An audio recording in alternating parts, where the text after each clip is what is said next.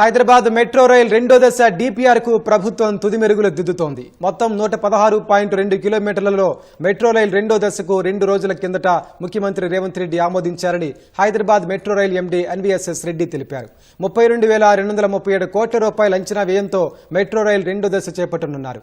Future సిటీని metro రైలుతో అనుసంధానం చేయనున్నారు. హైదరాబాద్ మెట్రో రైలు రెండో దశకు శరవేగంగా అడుగులు పడుతున్నాయి. ఇప్పటికే ఎయిర్పోర్టు గత అలైన్మెంట్ను రాష్ట్ర ప్రభుత్వం మార్పు చేయగా కొత్త అలైన్మెంట్కు సీఎం ఆమోదం తెలిపారు. 2 రోజుల కిందట మెట్రో రైలు రెండో దశ డిపిఆర్లపై అధికారులతో సీఎం రేవంత్ రెడ్డి సమీక్షించారు. రెండో దశలో కొత్తగా ఫ్యూచర్ సిటీకి మెట్రో రైలు సేవలు అందుబాటులోకి తీసుకురావాలని అధికారులను ఆదేశించారు. ఆ మేరకు స్కిల్ యూనివర్సిటీని కలుపుతూ 6 కారిడార్లో డిపిఆర్కు సీఎం రేవంత్ రెడ్డి ఆమోదం తెలిపారని హైదరాబాద్ మెట్రో రైలు ఎండీ ఎన్వీఎస్ రెడ్డి తెలిపారు. ఇందుకోసం 32,237 కోట్ల రూపాయల అంచనాతో రెండో దశ చేపట్టనున్నామని ఆయన వెల్లడించారు.